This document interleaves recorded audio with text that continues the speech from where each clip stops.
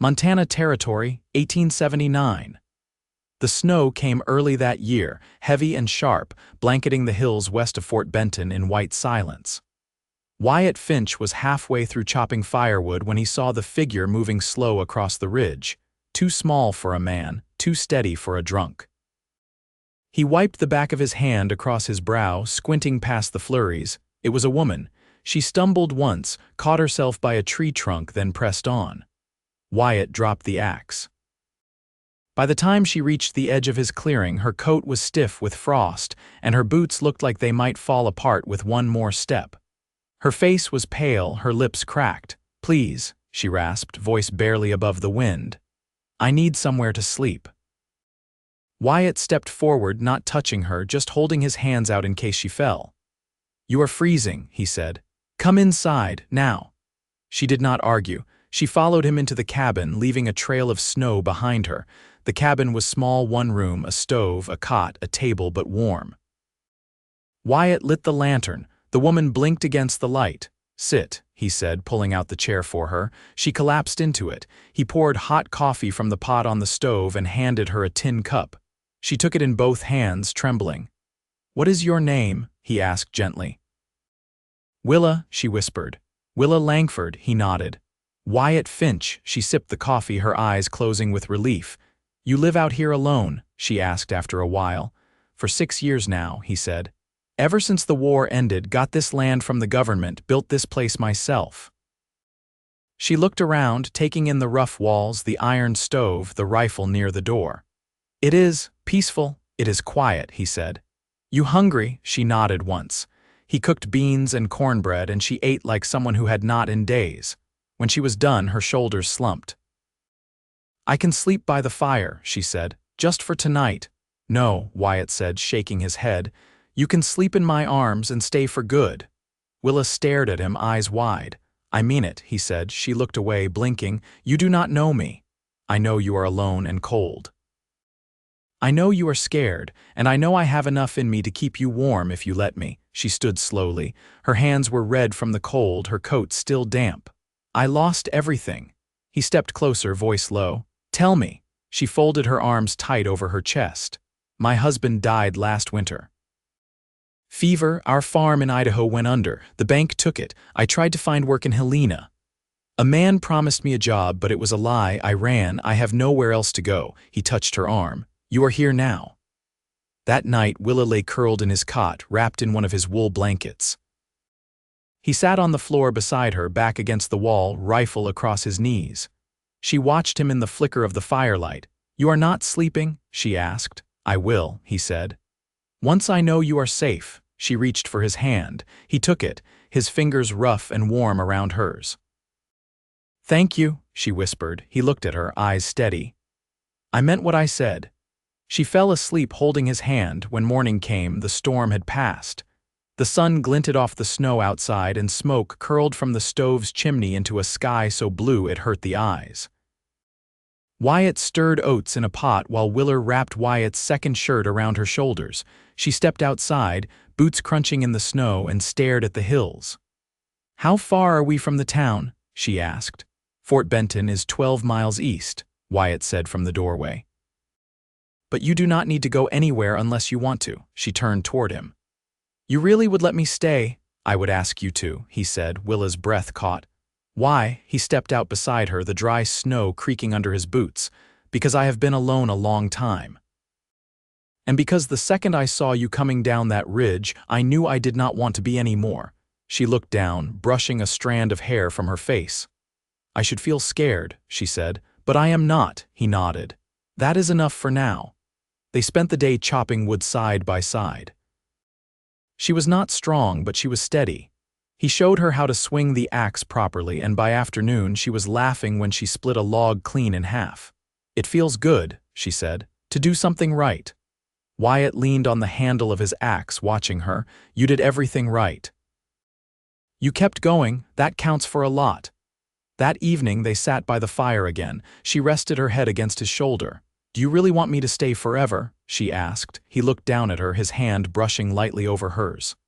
"Yes," he said, "I want you here with me." Her eyes filled, but she smiled. Then I will stay. And just like that, in the quiet hush of his cabin, something began to heal.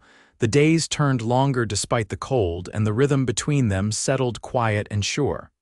Wyatt never asked more than she could give. Willa rose early, swept out the cabin with a willow broom, and stitched up the seams in his work shirts with thread she found in a rusted tin by the stove. She said little in those first mornings, but her hands moved with purpose, and Wyatt noticed how she hummed when she thought he wasn't listening. One afternoon, he came in from the shed with a splintered sled runner under his arm. She looked up from the table where she was sorting dried beans. "That from the trap line?" she asked. He set it down with a grunt. Fox chewed clean through it. "I'll need to carve a new one." She brushed her hands on her skirt. "I can help." He studied her face. "You ever worked a draw knife?" "No," she admitted, "but I've watched.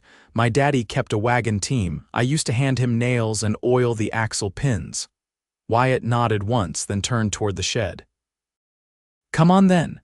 Inside, the air smelled of pine shavings and old oil. He showed her how to hold the blade steady, how to keep her weight in her arms, not her wrists. She watched close, then tried it herself.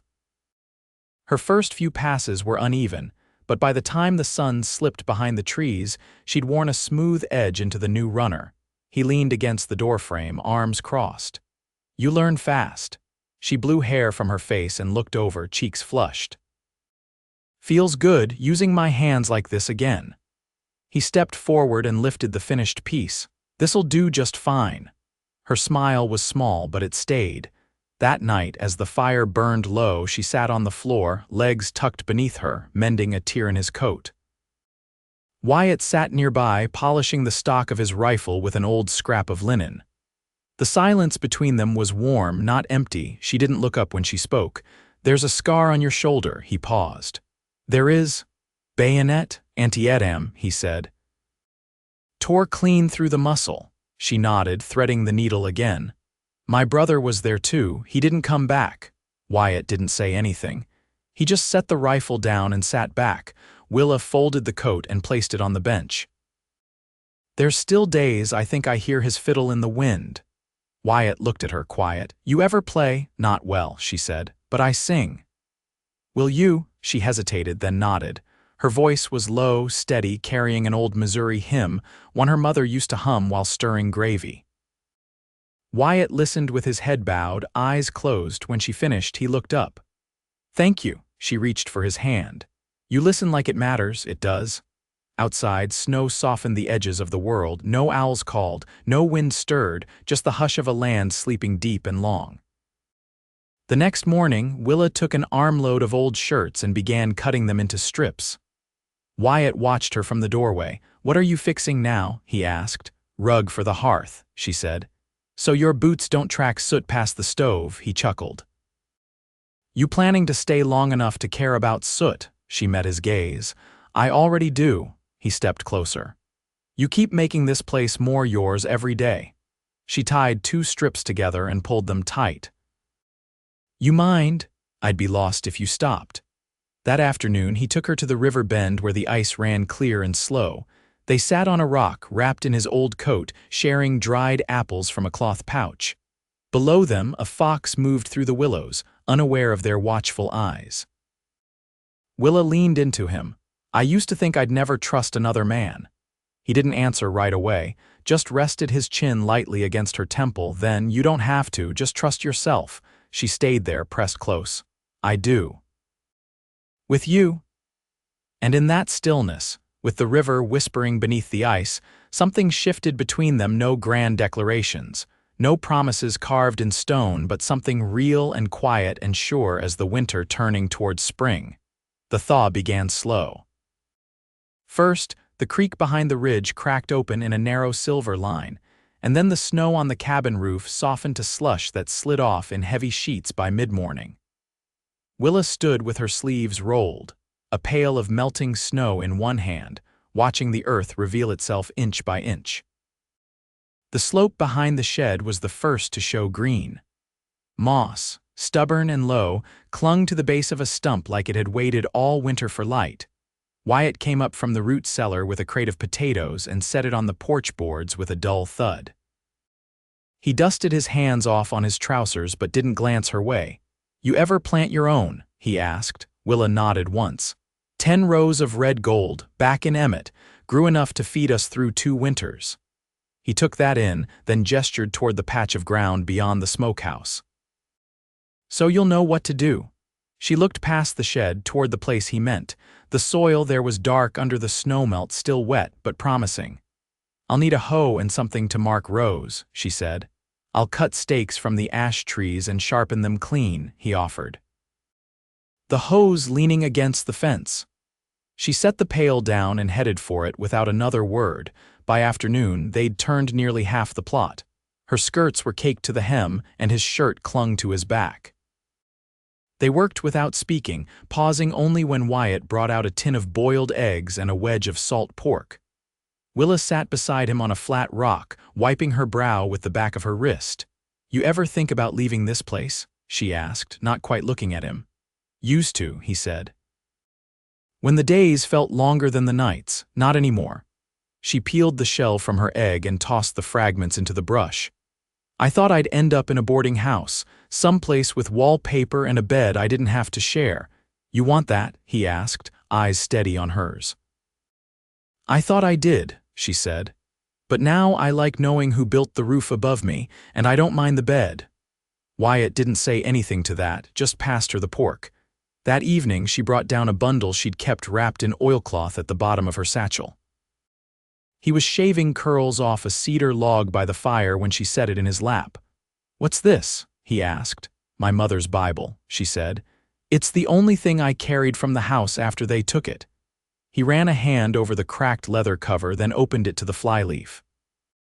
A name was scrawled there in faded ink: Elizabeth Langford, 1842.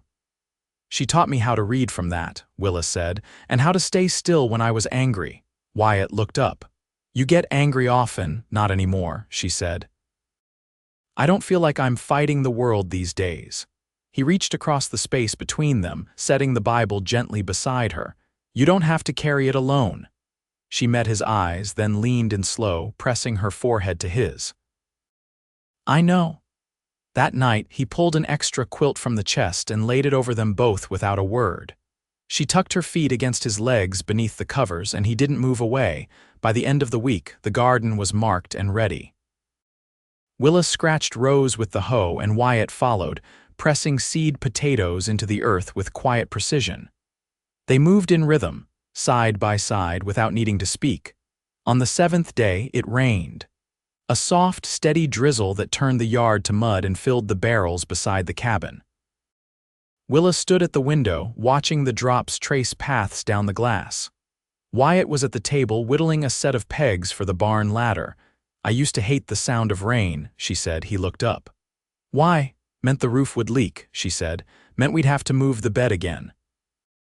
"I'd sleep with my boots on more nights than not." He set the knife down. "It doesn't leak here." "I know," she said, voice low. "I just keep waiting for something to go wrong." Wyatt stood crossed to her and laid his hand at the small of her back. "Nothing will," he said. "Not while I've got breath in me." She leaned into him, head turned just enough to rest against his collarbone. "You think we could build something that lasts?" He didn't hesitate. "We already are." Outside, the rain softened the last of the snow. Inside, the fire burned low and steady, and they stood together without need for more words. By late April, the first green tips had broken through the soil behind the smokehouse. Willa knelt in the damp earth, brushing mud from the sprouting leaves with the edge of her sleeve. Wyatt stood a few paces off, hammering a new hinge onto the barn door, the quiet clang echoing between the trees. "You ever think about adding hens?" she asked, not lifting her gaze. "I have," Wyatt called back. "But I'd have to build a coop first, and I don't take kindly to foxes stealing my breakfast." She smiled to herself, fingers working gently around a stubborn weed. "I could keep them close to the cabin. Let them roam when the sun's up." He set the hammer down and crossed to her, wiping his hands on a strip of toweling tucked through his belt. "You'd tend them?" "I wouldn't mind the eggs," she said, "and I like the sound of them scratching. Reminds me of mornings at my aunt's place in Wyoming." "You never mentioned Wyoming." I didn't stay long, she said, sitting back on her heels. After my folks passed, I was sent there for a time. My aunt was kind, but her husband drank too much. I left when I was 16. Wyatt crouched beside her, his knees creaking. You walked away from that, alone, she nodded slowly. Caught a wagon heading east, worked for a seamstress in Deer Lodge in exchange for food. I never stopped moving long enough to belong anywhere. He rested his forearms on his thighs and looked at the new growth pushing up around them. You belong here. You sure of that? I've never been more sure of anything.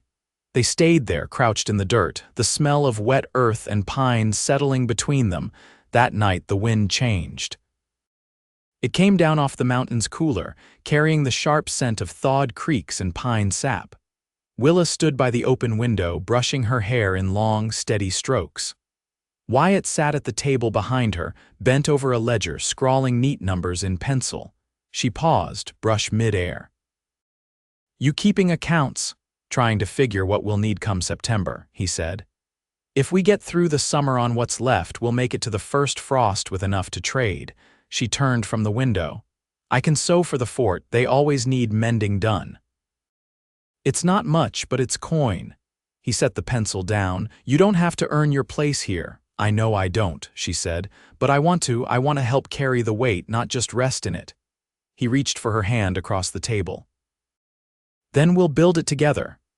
The wind stirred the lantern flame between them, casting long shadows across the floor. She put her brush down and came to him, settling in his lap like it was a place she'd always known. You ever think about what comes next? She asked. He tucked a strand of her hair behind her ear. You mean after spring? I mean the kind of next that stays, she said, not just the season. He pressed his forehead to hers. I think about building a new room off the back, a place to keep your sewing, maybe a better bed. And I think about carving your name beside mine on the porch post. Her breath caught, but she didn't pull away. You do that? I already started, he said, just waiting for your say. She was quiet a long time. Then, I want to wake up beside you every day we're given. He kissed her temple, then her cheek. That's all I ever needed to hear. They rose early the next morning, and the first thing she did was follow him to the porch. He pointed to the post beside the door where a small hollow had been carved into the grain. Her fingers traced the W he'd already begun. Finish it, he said. She looked up at him, eyes steady.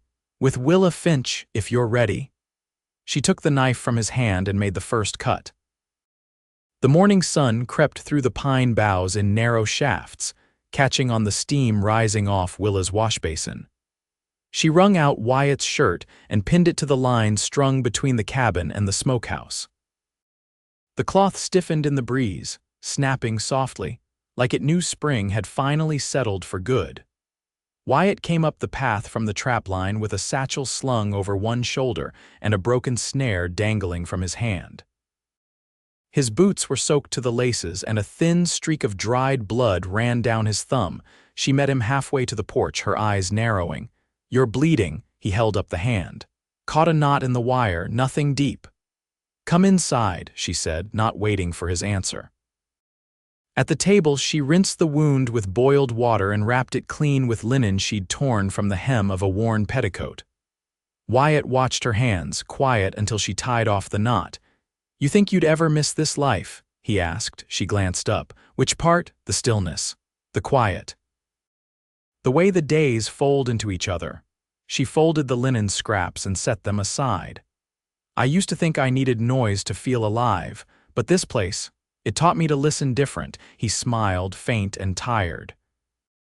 I was worried back in January that you'd only stay till the thaw. I was worried the thaw would come and I'd still feel like I didn't belong, she said. But I don't anymore. That afternoon, they rode into Fort Benton together for the first time since the snow melted. The trail was soft with mud, and the wagon swayed with each dip in the road. Willa sat beside Wyatt, a basket of hand-sewn pillow slips and mended shirts at her feet. She watched the town as it came into view, wood frame buildings, smoke rising from chimneys, a few children chasing a stray chicken down the main lane. Her hands stayed folded in her lap. At the general store, Wyatt traded pelts for flour, salt, and lamp oil while Willa spoke with the storekeep's wife, who'd heard of her sewing and wanted more done before the month was out. They lingered by the wagon after loading their goods, the sun warm on their shoulders. "I didn't expect them to be kind," Willa said quietly. "Why not? I came here with nothing. Folks usually don't look past that." Wyatt shifted the reins in his hands. "They look at what you've done since." That's more than enough. They drove home in comfortable silence, the road drier than it had been that morning. When they reached the cabin, Willa climbed down and stretched her back. Wyatt untied the bundles and carried them inside. Later, as the light faded, she brought out the small cedar box she'd kept tucked beneath the bed. She set it on the table beside Wyatt's ledger and opened it. Inside lay a length of ivory ribbon, a pair of brass buttons, and a silver ring too large for her finger. "My mother's," she said. "Found it in the hem of her coat after she passed." He touched the ring gently. "You want to wear it, I want to make it mine," she said, "with your name beside it." He looked up at her, still and serious. "You want to be my wife, I already am in the ways that count, but yes, I do." They married the next Sunday, beneath the tall pine just east of the garden, where the soil had been turned and the first blossoms of clover dusted the grass. A preacher from the fort rode out at their request, and the storekeeper's wife stood witness beside him. Willa wore a dress she'd sewn from muslin she'd kept hidden since her father's death, and Wyatt wore the same coat he'd worn the first night she came to his door, now mended so well the seam barely showed. They said their vows with hands clasped and voices steady, and when it was done, Wyatt took her face in both hands and kissed her slow, the wind stirring her hair across his cheek. That summer the hens came 6 of them, gifted by the storekeeper's wife. Willa built the coop herself, using scrap wood and a rusted hinge Wyatt sanded clean. The birds took to her instantly, following her across the yard like children. By harvest, the garden was thick with beans, potatoes, and squash. Willa canned what they couldn't eat, lining the cellar shelves with jars that caught the lantern light like amber. She sang while she worked, low and steady, songs she hadn't dared sing in years. Wyatt carved her a rocking chair from pine and gave it to her one evening after supper, setting it on the porch without a word. She touched the arms, then sat, tears in her eyes but not falling. He stood beside her, one hand on the back of the chair, the other resting warm on her shoulder. They never spoke of the past unless it came up quiet and unhurried, like a bird landing near a fence rail. There was no need to. It lived in the silences between them, understood and unthreatening. Years passed, marked by seasons and the quiet rhythm of their days. A second room was added, then a third. Willa painted the walls with buttermilk and clay, and Wyatt built shelves for her books. The porch post bore their names carved deep: Wyatt and Willa Finch, weathered but clear. One autumn morning she stood at the edge of the garden with her hands resting on the small swell beneath her apron. Wyatt came up behind her, wrapping his arms around her waist. "You think it'll be a boy?" she asked. "I think it'll be ours," he said, pressing a kiss to her temple. She leaned into him, smiling. "That's enough for me." And it was. Through storms and frost, through spring's return and the long hum of summer nights, it was always enough. They built what they had with bare hands and willing hearts, and they carried it forward, one day at a time, never alone again.